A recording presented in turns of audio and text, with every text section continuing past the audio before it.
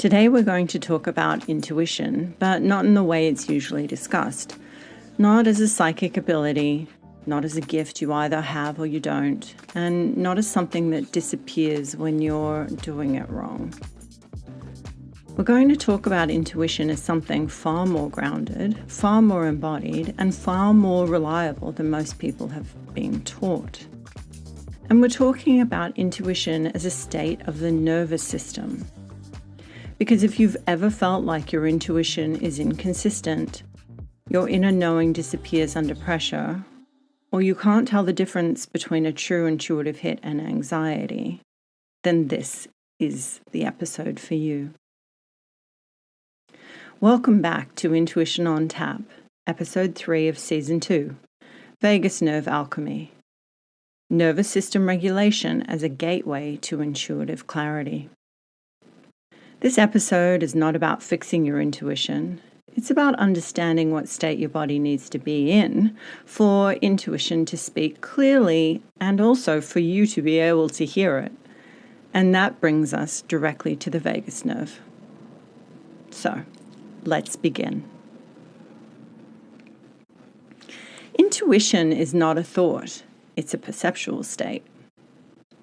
One of the most common misunderstandings about intuition is that it lives in the mind somehow.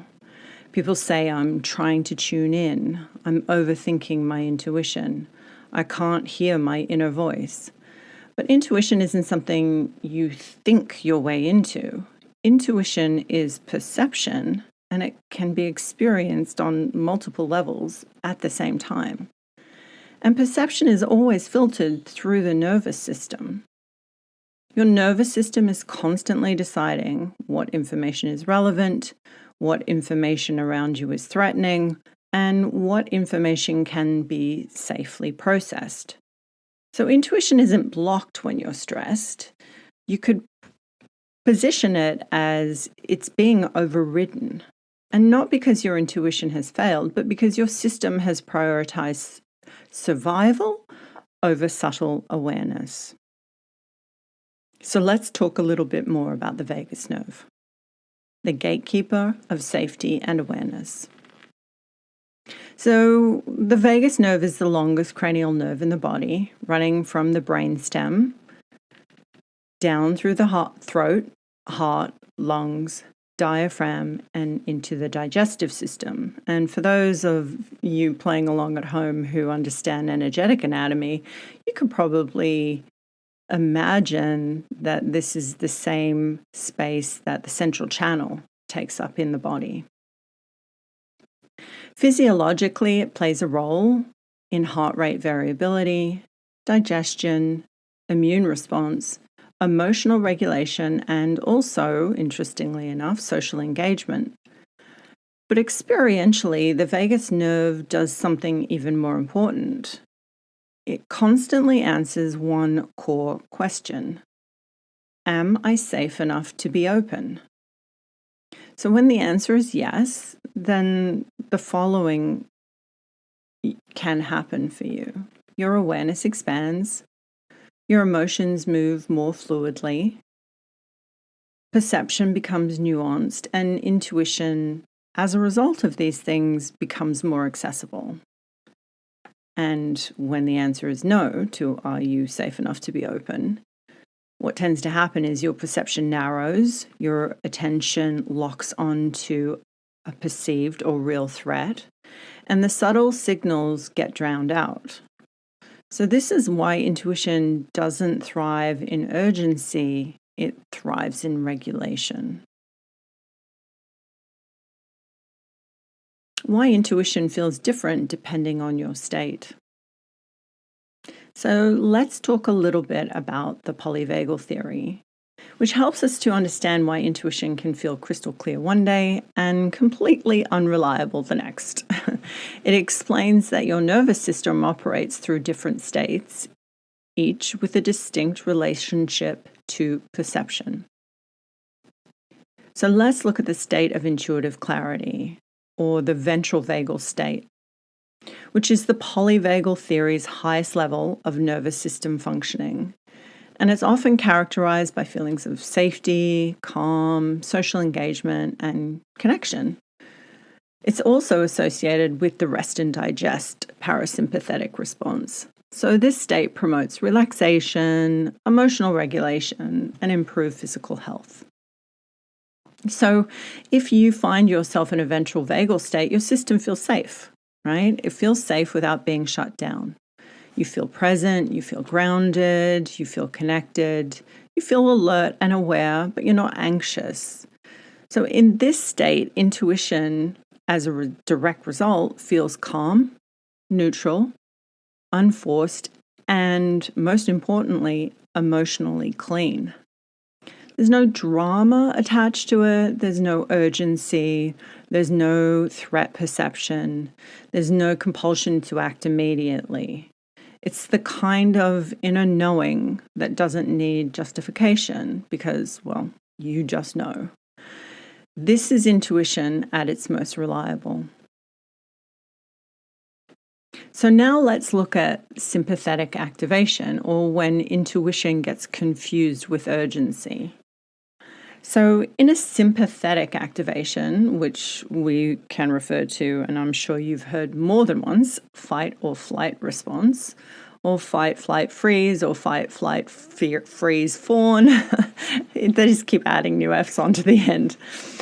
Well, the nervous system is focused on survival. And this is a key part of the autonomic nervous system, and it is preparing you for perceived threats. So it's definitely doing a job, and we definitely need it. But as a consequence of this, your perception narrows, and the future becomes the focal point because your body is constantly scanning for danger. And this is where many people mistake instinctual threat detection for intuition. I'm going to say that again. Many people mistake instinctual threat detection for intuition. So what does this look like? Well, thoughts speed up, your sensations intensify, everything feels urgent. People describe this as intense downloads, strong intuitive hits, or I just feel like something bad is going to happen. But this isn't necessarily intuition, this is a survival prediction. So the nervous system is trying to keep you safe, not necessarily guiding you towards truth. So now let's look at the dorsal vagal, or when intuition feels absent as a direct result of sympathetic activation. So in the dorsal vagal shutdown, the system conserves energy. The dorsal vagal complex is the oldest part of the autonomic nervous system, managing a shutdown or a freeze response to extreme overwhelming stress. And as it directly relates to your psychological state, this state is associated with shame, dissociation, depression, foggy thinking, and feeling detached from yourself. People report that they feel numb, disconnected, foggy, flat. Unfortunately, this is often interpreted as being blocked or disconnected spiritually, but the truth is your intuition hasn't gone anywhere. The system, or your system, just isn't resourced enough to access it. This often occurs during periods of being burnt out, which consequently disconnects us from our higher intelligence, or as you might refer to it, as your intuition. And so I invite you to contemplate what hustle culture is really taking from you rather than giving to you. I've personally experienced I would say, disastrous consequences of living my life in a state of hustle. Or let's call it what it actually is, a state of survival. And during that time in my life and the period after when I was recovering, I felt utterly disconnected from my intuition. To say this was distressing was an understatement. I felt like I was all alone and my inner voice, my intuition was just utterly silent. If you know me at all, or you've worked with me, or you know about the work that I used to do or have done, then you would also know how hard this was for me to navigate. Namely, what I used to do was being well known as a psychic that worked on network television and also on mainstream radio, actually each week for 7 years, giving live on-air readings to callers. So obviously being able to access my intuition and my psychic skills at any moment in time was imperative to my success. But after burnout, I felt disconnected. As I began to recover, however, so did my intuition, slowly at first, and then increasingly as I improved. If you have the same experience of feeling disconnected due to stress and nervous system dysregulation, I also want you to know that your recovery will take as long as it takes, and that you don't rush anything, giving yourself time and space to, as I call it, come back online.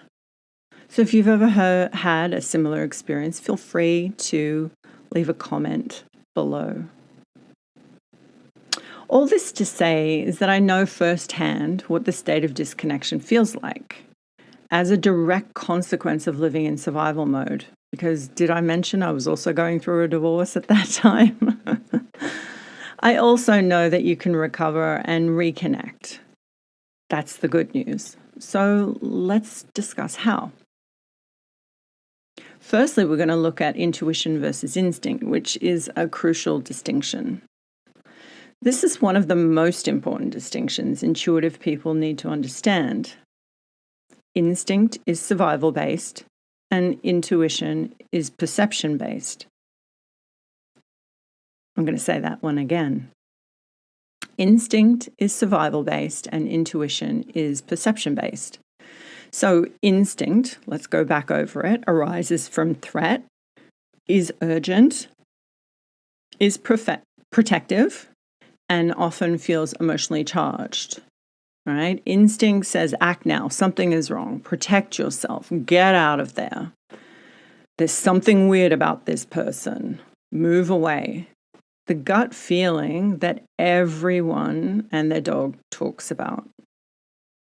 Intuition, by contrast, arises from regulation. It's calm, it's spacious, and it does not require immediate action. Intuition says, this is true, this is aligned, or this isn't for me. You don't need to argue with intuition, you don't need to prove it, you don't need to justify it, it simply is. I often liken it to the sensation of the knowing just being dropped in. So I just know it. I wonder if you've had similar experiences. I'd love to hear about it, so let me know. But if something feels loud, frantic, or fear-driven, that's not intuition. That is instinct. That's your survival response, okay? Because obviously your brain, your nervous system wants you to survive. So it's pinging off all of the information to ensure that you take action to make sure you survive. And obviously instinct isn't wrong, right? We need it. We definitely need it in this world at the moment, but it's not meant to run your life. Because if you allow your instinct to run your life, that's also when you run into burnout. So let's look at why intuitive and empathic people tend to struggle more. Highly intuitive and empathic people, obviously, and I've mentioned this in my other episodes, well, we tend to have a highly sensitive nervous system. We notice subtle emotional shifts, changes in tone and energy, and definitely the undercurrents that other people miss. This sensitivity is a gift, but only when it's paired with regulation. Many intuitives learned early that safety depended on reading the room, anticipating emotional shifts, and staying alert. So unfortunately, intuition became I guess you could say, imprinted, programmed, or linked with vigilance. Over time, this leads to chronic sympathetic activation, as we discussed earlier, difficulty resting into clarity, and confusion between intuition and anxiety.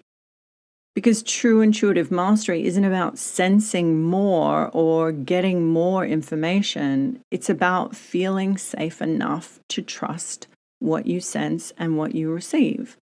And also being able to discern what's valuable to you and what is not. Because I'm here to tell you, your brain can make up all kinds of stories. And so it's really about understanding that skill to be able to discern and differentiate between the two. Because calm is not passive, it's a perceptual power. Calm is often misunderstood as disengagement, but regulated calm is not numb. It's not dissociated, it's not passive. Calm is coherence. A regulated nervous system can, in fact, integrate information instead of fragmenting it. So you kind of get the whole story, that global picture, rather than bits and pieces that you're trying to, stick together. And calm also helps you to respond rather than react and perceive without distortion. So this is why calm people often make better decisions, not only because their nervous system is more regulated, but also likely because they're not as emotionally attached to the outcome of the decision. And this isn't because they're completely detached, but because their nervous system isn't hijacking their perception. So calm isn't the absence of intensity, it's the absence of a threat. And this is where your intuition thrives.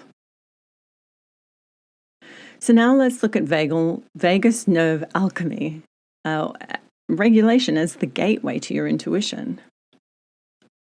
When we talk about vagus nerve alchemy, we're not talking about fixing the nervous system, we're talking about working with it.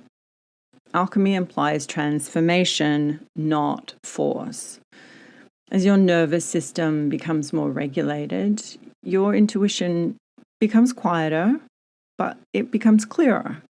And decisions feel embodied rather than mental. Like it's not just in your head, like you really feel it as a fully embodied truth. And what happens as a consequence is your trust replaces the urgency. So this is why nervous system work isn't separate from intuitive development. It is intuitive development. And for those of you who want to experience this somatically, I've actually created a separate vagus nerve regulation audio. And that acts as a companion to this episode. I just wanted to do a standalone so you could completely relax and really dive into that in your own space and time. And it's a way to embody what we're talking about here rather than just understanding it intellectually. You can find the link to that audio in the description. So let's look at what living with regulated intuition and a regulated nervous system looks like. Regulated intuition doesn't shout, it doesn't argue, and it doesn't justify itself. Have you ever had that experience where you're like, I don't know what to do, I'm not sure, I could do this and then I could do that, and then you ask all of your friends and everybody around you, and of course then they put in their 2 cents worth, and then you just really don't know whether you're looking up or down. This is not regulation. So if you've experienced that, just track back to that mentally and go, okay, that was not regulation, that was not intuition, that was probably panic, but definitely instinct. Because your intuition, it doesn't argue and it doesn't justify itself. It doesn't need to look for external validation. It shows up as a steady no, a grounded yes, and a sense of alignment in the body. You stop chasing signs and signals, and you definitely stop outsourcing your inner knowing. You stop needing constant or consistent or third-party validation. And you don't need to call the psychic hotline every 5 minutes because you already have access to it internally, because your nervous system, in fact, becomes a trustworthy place to be able to receive information. So this is the alchemy that needs to be remembered. Your body is not blocking your intuition. It is, in fact, the gateway to it. And the vagus nerve is not just biological, but it's the bridge between safety and truth. And when your body feels safe enough, intuition doesn't need to scream as a form of instinct, but it speaks softly, and it also speaks true.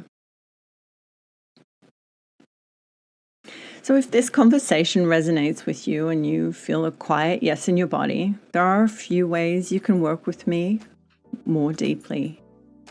My work sits at the intersection of nervous system regulation, intuitive development, and embodied leadership. And I love supporting you to not just access intuition, but to trust it in your real life. And coming soon, I'm going to be launching a 4-day activation called Wealth is My Love Language, where I teach you how to use your intuition to create wealth in your life. So make sure you stay tuned for that. And if nothing else, let this episode be an invitation to begin listening to your body as the most honest guide you have. I would really appreciate it if you could share and subscribe to the channel, and maybe send this episode to people who you think might need it. When you do all of those things, it really helps me to help you and others that might need some nervous system regulation right about now. So I'm going to leave you with this little tip. Regulation first, intuition follows. This is the way.